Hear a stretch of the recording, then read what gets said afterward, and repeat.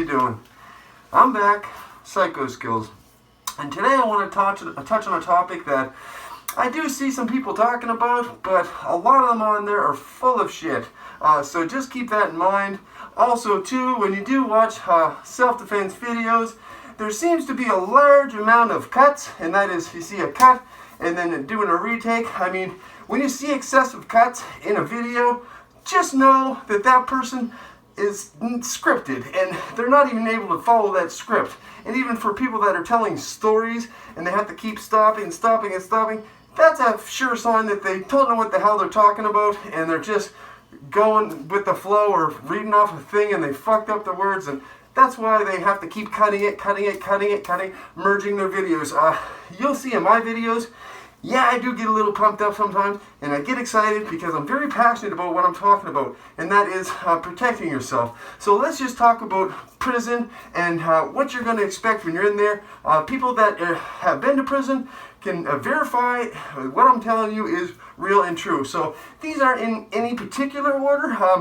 Roughly about 10 general ideas of things not to do when you're in prison. So, number one, stay away from drugs. Unless you can afford that habit, or unless you have stature in that prison where if you get in debt, you can get yourself out by telling them to fuck off, then I suggest you stay away from drugs. And that causes a lot of problems. Not only if you're taking, let's say, injection and IV drugs, that person can hot cap you. If you have someone else, understand the person that's selling you usually does the drugs themselves, and I'll talk about tattoos in a minute, but the person that's selling you drugs, understand that you can get hot capped. A lot of people don't talk about this because it's not well known, but people that are in there do know about it. And let's just say I wanted to end your life and you like to stuff in your arms and be a junkie. Well, that's cool, because I'm going to go to that guy that sells you drugs. He's all about the money, and I'm going to tell him to give you a hot cap, and that's an overdose. And it gets written up. The prison doesn't want bad press, so it comes out in the papers as an overdose. Yes, overdoses happen, but let me just tell you that a lot of them are intentional, and that is someone actually getting someone back by giving that drug dealer something that they want for a trade, and that trade could be your life. So, number two, boom, do not gamble in prison. It's obviously against the rules in any prison that you go into, and maybe it's not in minimum security. I don't know. I've never been in a minimum security prison. There's a lot of guys out there that have been in minimum security prisons. They call them farms, and that's pretty much what it is. A bunch of people walking around doing whatever they want, then getting out of prison and talking like they're hard because they were in prison, when in fact they were on the farm, and that's exactly what it was. The farm, just a bunch of animals walking around, and it's not dangerous, it's nothing. It's your farm, so don't let them fool you if they tell you they've been in prison. So gambling, back to that, if you're gambling, you're never really going to win if you're gambling. It depends on your hierarchy in your jail and where you stand. Know where you stand in that prison system. So, if you're high ranking in that prison, you can go ahead and gamble and be in debt, and that'll be okay. But if you're not, and you happen to win, guess what? You won the game, but you lost. That person's mad now, and they're going to try to get that money back, or those drugs, or those cigarettes, or whatever it is that they just lost to you, because in the long run, it's not about the game or them losing. It's about them being disrespected, and that's a big thing in prison, is respect, because that's really all you got when you're in there, is your word and your respect. Once you lose that, things go south pretty quick for you in there, so let's just throw that out there. There's no real way to win unless you're playing with some friends, so stay away from gambling. I don't see a lot of people talking about that. Another thing I want to talk about is staring. Do not stare in other people's cells.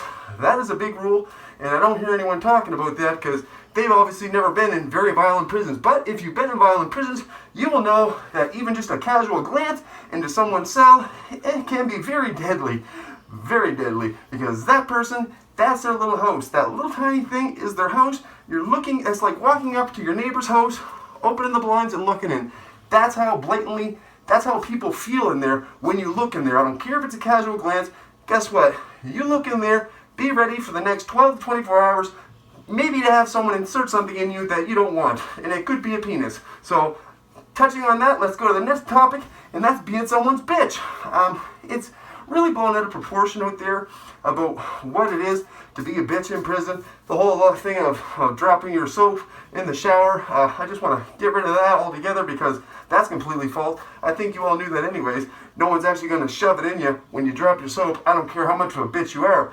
They're going to simply just take you. They're going to give you basically like, it's like, giving candy to a baby, to a child. It's the same thing in there. If someone comes up and they offers to do something for you, let's say, hey, give you some clothes or some canteen or some smokes, some drugs, guess what? Nothing in there is for free, and that holds very true in there. So remember that when you do take that thing, you're going to owe something back. I know this from experience because when I give someone in there, I do expect something back eventually. Not on the street, but in there, because that's a very important thing. So being someone's bitch, you can avoid that by walking in there with your head up. Never ever look down. You're looking at a bunch of predators, and there's a whole bunch of hierarchy in there. You got lions, you got zebras, you got gazelles, you got everything in there, and you got owls. There's one. There he is here, my little friend, bird owl, whatever this is. I love owls. Owls are watching at all times, and these are, just look at jail as like a bunch of animals around. There's a lot of owls, there's a lot of lions, there's a lot of giraffes, there's a lot of gazelles, and there's a lot of sheep in wolves' clothing. So, sheep in wolf's clothing, right, that's right. So, wolf in sheep's clothing, it doesn't matter. A lot of people are trying to be something or not in here, so let's just leave it at that. Trying to pull stuff off in there, a fake aura, I suggest you don't do that, because that's very easy for someone who is high on the predator scale to see that you're bluffing, and that will get you into even more trouble. I just say, be yourself, don't get in other people's shit, and walk with your head up. Do not stare. Let's talk about being someone's bitch. Don't get involved in that situation if you see it. There's a lot of fights in there over people that do have sex with bitches in there, and they call them punks or whatever they call them in other prisons. Every place they call them kids. There's a lot of different references to what they are, but these people are some of the most violent people in there, and anyone can attest to that. So just don't get involved in that, and don't be that. Don't be someone's bitch, and because you will be taken in the ass. But understand that it will be consensual because you'll be put in a position to do that. No, I'm just telling you another thing. A lot of people don't know. Some of the most violent people in prison are little people, and the reason why, you can ask anybody who's been to prison. They'll tell you the most dangerous guy in the jail. Ask who it is. It's usually the 155-pounder, and that's no lie. And that's so funny to a lot of people. You may not understand that, but these are the ones who are very ready and able to stick something in you and defend themselves, because they get on kind of like a roll in there, and they just kind of, they'll stab a few guys, and then they get a name. Then they really don't have anything to lose at that point, so they will stab you. Another misnomer is people that are doing life in prison. Are they the most dangerous? No, they're not.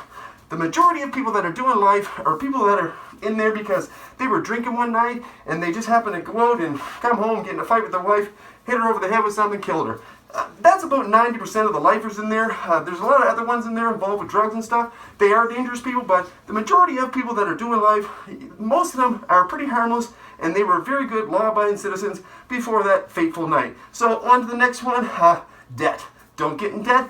That just goes back to the whole gambling thing. Debt just creates problems. You can get checked in to protect custody, or you could be used as a bitch, or you could be used to do something violent. They will put you in a situation, say, hey, here's the pipe, go hit that guy. Remember, you owe me from the card game. So that's what debts. Tattoos. Tattoos gets linked to a lot of, understand that people in prison, I don't care what prison you're in, especially in North America, I can't speak about Europe, but at least 50% of the prisoners have Hep C. This is not something that's widely talked about because no one wants to talk about Hep C in there. So, but believe you me, 50 to 70% of guys in prison do have Hep C. You're going to be looking over at the person that you know from prison right now, wondering if they have Hep C. Chances are they do, and if they don't, they've been lucky. When I was in there, I always wore these types of gloves. When I worked out, people looked at me, thought I was crazy, but an open cut on your hand, just simply touching a barbell or anything like that, you're going to transfer that, and you're going to get Hep C. So you definitely don't want that. It's not a life ender, but you don't want it. So tattoo artists, these are someone else that can be coerced into injecting you with something deadly like AIDS, using dirty needles. They're using guitar strings. Usually a tattoo needle is use a guitar string, and I'm not going to get into intricacies of how you make a tattoo gun. That's not what this is about today.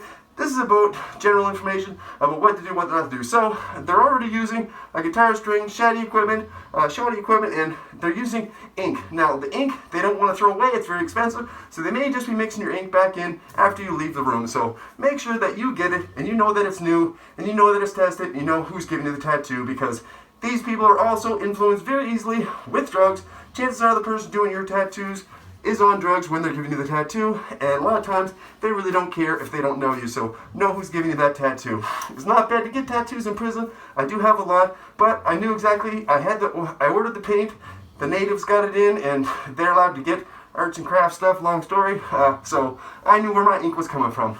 Now, talking in prison, that's a very bad thing. Giving your opinion to someone, or like, someone says, hey, what do you think about so-and-so? Do not give an opinion. Do not say you agree with them. Do not say you disagree with them. I say stay out of it altogether. Unless I say you're higher ranking and you know the people that you're with, you know who's on your side or who's against you. Do not give opinions unless you want to get into a group and be with a gang.